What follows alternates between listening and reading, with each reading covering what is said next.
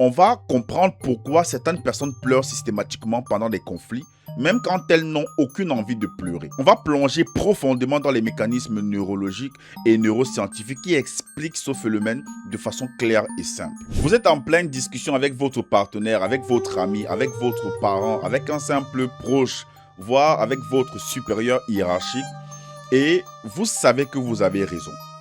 Vous voulez rester calme, vous voulez expliquer les choses posément. Vous voulez vous défendre, vous voulez expliquer votre point de vue. Et soudain, à un moment précis où la discussion devient tendue, quelque chose d'inattendu se produit. Quelque chose en réalité à l'intérieur de vous commence à monter, comme une espèce de pression.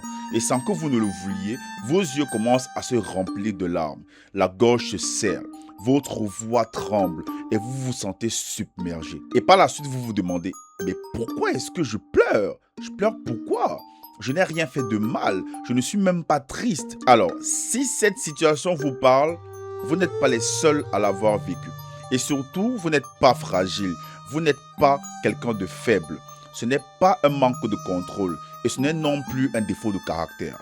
Alors aujourd'hui, je t'explique tout ici sur Arme Mentale.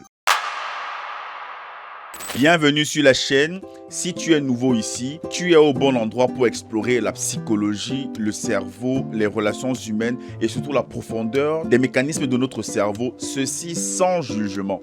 N'oubliez surtout pas de vous abonner, d'activer la cloche de notification pour ne rien manquer, pour ne absolument rien manquer. Alors, dans une dispute, tu crois que c'est ton cerveau qui décide, mais non, en réalité, ce n'est pas lui. Ce n'est pas lui qui prend le contrôle en premier. Ce qui réagit en premier, c'est ton système nerveux autonome. Et ce que vous vivez s'appelle l'hypersensibilité émotionnelle.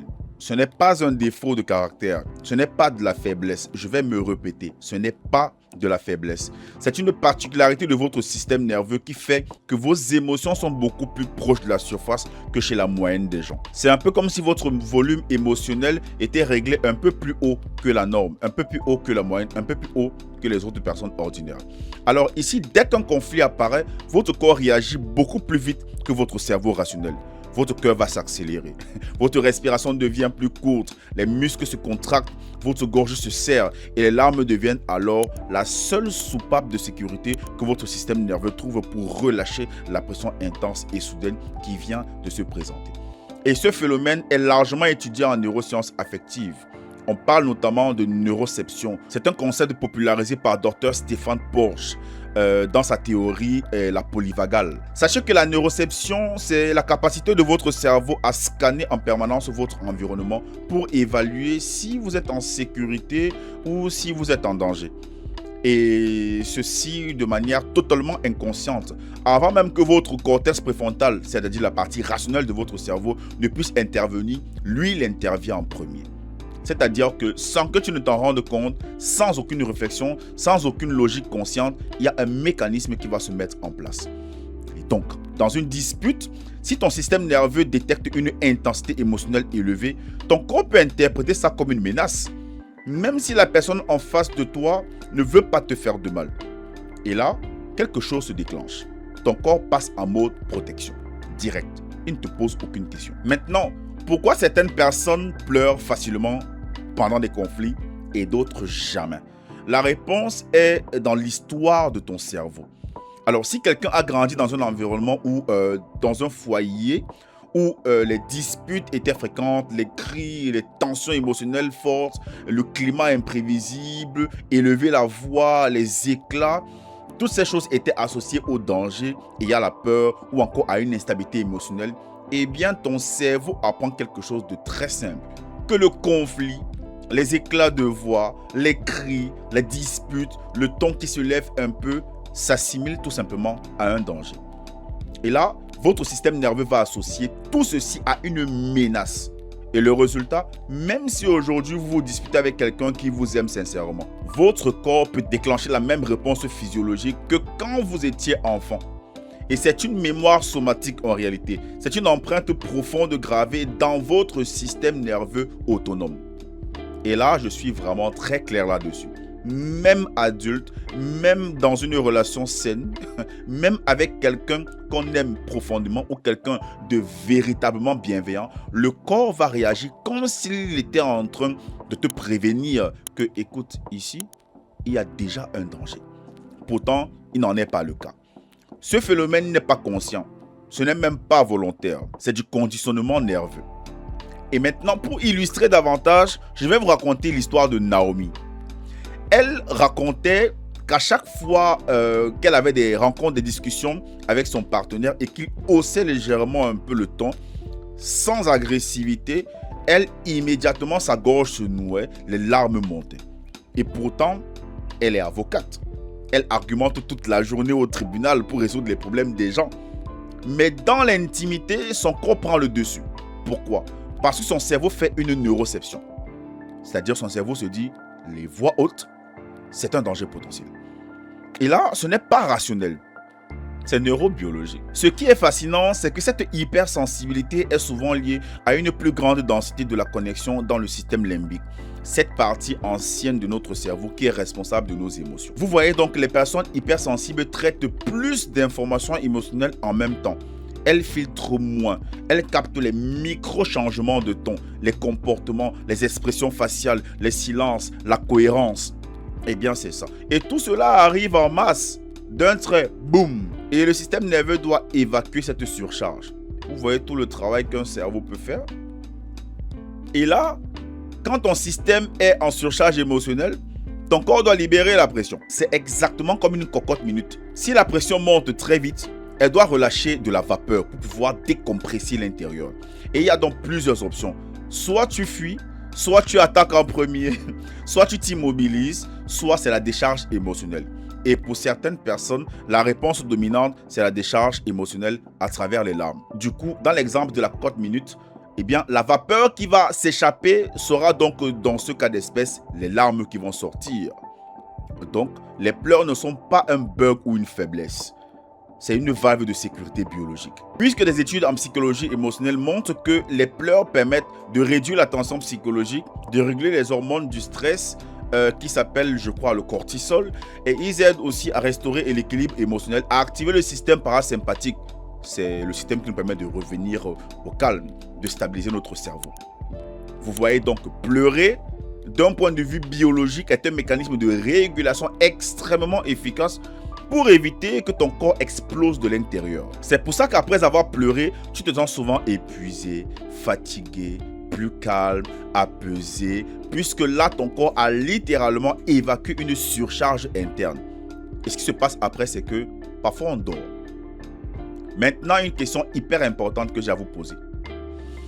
Très souvent, on parle de l'hypersensibilité émotionnelle, mais ce mot est très mal compris. Et on voit des gens dire que ou assimiler les personnes hypersensibles aux personnes qui sont trop fragiles ou trop faibles. C'est faux, mes chers amis. C'est très faux. Je vous donne un exemple. Pensez à un enfant qui a grandi avec des parents conflictuels. Adulte, il peut être parfaitement stable dans sa vie professionnelle et tout ce qui va avec, très bon à l'école, très brave au travail, il fait de très bons résultats, il a un très bon salaire et tout ce qui va avec. Mais dès qu'il y a une dispute amoureuse, il pleure. Vous allez voir un bonhomme grand de taille, costaud, baraqué, bien portant ou je sais pas quoi, mais qui se retrouve en train de pleurer chaque fois qu'il y a une dispute amoureuse. Ce n'est pas parce qu'il est faible. On est d'accord. Mais au contraire, son système émotionnel est ultra puissant. Il le ressent profondément. Il est empathique. Il empathise plus fort. Il comprend les émotions des autres avec finesse, mais une finesse très rare. Il capte plus vite les tensions. Il ressent plus intensément les émotions. Et là, on voit son corps qui réagit plus rapidement. Il a une lecture fine des émotions des autres, une grande capacité d'analyse sociale que très peu de personnes détiennent.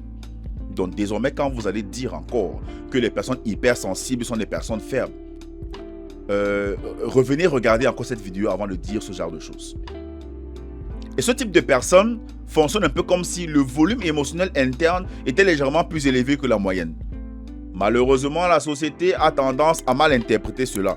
Et on dit souvent, ah, tu pleures trop, ah, tu es trop sensible, tu es toujours en train de pleurer. C'est même quel manque de maturité ça. Non. D'autres disent, il ne sait pas gérer ses émotions, elle ne sait pas gérer ses émotions, elle est toujours en train de pleurer, on ne sait même pas ce qui va avec elle. Eh bien, ce n'est pas ça. Tous ces jugements renforcent la honte. Vous faites mal de dire ce genre de choses à ces personnes. Que ce soit aux enfants, aux adolescents ou aux adultes. Pour la simple et unique raison que cette sensibilité est aussi ce qui fait de vous une personne profondément empathique, profondément attentive, capable de connexion émotionnelle authentique et profonde. Une personne tout simplement exceptionnelle, unique en son genre. Mais le revers, c'est que le système se surcharge trop vite. Et il faut tout le temps avoir des mécanismes qui vont permettre de réguler. Je vous donne un autre exemple. Tu reçois un appel de ton responsable de travail. Dès que tu entres dans son bureau et il te demande d'une voix et d'une intonation inhabituelle, mais pas du tout intimidante, pas du tout hautaine. Et il te dit, qui a fait ce travail? Et tu remarques ta chemise sur le bureau. Et bim, subitement, accélération du rythme cardiaque, montée émotionnelle, activation du système du stress, blocage de la gorge, respiration instable, surcharge interne et par la suite, les larmes. Et il te demande, mais pourquoi tu pleures? Je ne t'ai rien fait. Je t'ai juste demandé qui a fait ce travail. Et toi-même, tu ne sais pas qu'est-ce que tu vas répondre. Parce que tu ne sais pas ce qui est en train de se passer. Tu ne contrôles pas le mécanisme qui s'est mis en place. Pourtant, ton travail a été parfaitement fait. Il a juste demandé pour savoir qui a réalisé ce chef-d'œuvre, pour qu'on lui donne une prime, pour qu'on augmente son salaire, pour qu'on fasse, j'ai envie de dire, même un événement pour gratifier la personne. Vous voyez un peu ce que je veux dire? Et donc, tout ceci, parce que ton cerveau a associé le ton sérieux, le ton précis et concis, comme un signal que quelque chose ne va pas. Un peu comme un enfant qui est habitué à vous entendre l'appeler par son petit nom, à toujours argumenter les discussions. Un jour, vous l'appelez sans son petit nom, sans argumenter. Et là, bim, le gars se dit, oh, son cerveau interprète cette interpellation comme un danger émotionnel. Et ici, il sent que certainement, il a fait de la merde. Certainement, il a commis un dégât. Certainement, il a fait quelque chose qu'il ne fallait pas faire. Alors que vous êtes tout simplement fatigué. Vous ne voulez juste pas argumenter. Vous parlez très simplement, mais inhabituellement. Ça me fait rire parce que je sais que vous êtes forcément déjà retrouvé dans ce genre de situation. Bref. Maintenant, comment mieux vivre ça? Vous me faites, j'ai même déjà des débuts de larmes qui veulent couler là. Maintenant, comment mieux gérer ça? D'abord, il faut comprendre en premier que ce n'est pas un problème à supprimer. Vous ne pouvez pas supprimer ça. Mais c'est une caractéristique qu'il faut apprivoiser. Et vous pouvez justement les apprivoiser avec des pratiques comme la respiration diaphragmatique, comme par exemple la cohérence cardiaque, ou même nommer à voix haute ce qui se passe. Je prends un exemple. Je pleure parce que mon corps est en alerte et pas parce que je suis triste. Parfois, le fait de le dire et de l'entendre permet justement de modifier l'intensité de cette réaction de notre cerveau. Et donc ça aide justement le cortex préfrontal à reprendre le contrôle plus rapidement. Oui, sache que comprendre ce système, comprendre ce mécanisme change tout. Parce que la prochaine fois que ça va t'arriver, tu ne diras plus « je suis faible ». Tu te diras tout simplement que mon système nerveux est en train de se protéger ou de me protéger. Et donc là, ça change complètement la perception que tu as de toi-même. C'est important. Alors en résumé, ce que je peux dire, c'est que pleurer pendant une dispute n'est pas un signe de faiblesse. Non. Non. C'est plutôt un témoignage que ton système nerveux est hautement réactif et profondément sensible. Et il est également très empathique. C'est ton cerveau qui essaie de te protéger à sa manière. Même si cette protection n'est pas toujours adaptée à votre vie d'adulte. D'où justement ces méthodes que je vous propose pour permettre de réguler ça. Parce qu'un adulte qui est aussi tout le temps en train de pleurer, bon, c'est pas très agréable. Donc, n'hésitez pas à pratiquer ces petites techniques que je vous ai données, c'est hyper important. Maintenant, je veux entendre quelque chose. Dites-moi en commentaire, est-ce que ça vous arrive souvent de pleurer pendant des disputes, même quand vous savez que vous n'êtes pas triste? Avec qui est-ce que cela s'est déjà produit? Est-ce ton partenaire? Est-ce ton parent? Est-ce des amis? Eh bien, raconte ton expérience et je lirai tous les commentaires, ne vous inquiétez pas. Et je vous donnerai mon point de vue sur chaque phénomène que vous avez forcément vécu. Et aussi une autre chose que je voulais vous demander, est-ce que quelqu'un t'a déjà fait sentir que c'était une faiblesse, alors que tu sais maintenant que en réalité c'est tout autre chose? Dis-moi en commentaire. Maintenant, si cette vidéo t'a apporté de la clarté, du réconfort ou une meilleure compréhension de toi-même, n'hésite surtout pas à liker cette vidéo, à la partager. Ça va permettre de montrer justement à YouTube que ce contenu est utile. Partage ça à quelqu'un que tu sais qu'il pleure tout le temps dans les conflits et qui se sent mal à cause de ça. Abonne-toi activement. Vas-y, clique sur la cloche de notification pour recevoir toutes les prochaines vidéos sur la neuroscience, sur les émotions, sur les relations et sur le développement personnel que je ferai sur cette chaîne. Alors, je vais te dire merci du fond du cœur d'être là. Prends soin de toi, prends soin de ton système nerveux car il fait de son mieux. Et maintenant, tout ce que je peux te dire, c'est on se retrouve très vite pour une prochaine vidéo. À bientôt. Baling, Bapi, Banding, Banefo, Bamugu, Bamenjinda, Babete, Bameso, Baminkombo, Bamingo, Bafunda, Bacham, Bangang, Balachi, Bamugu.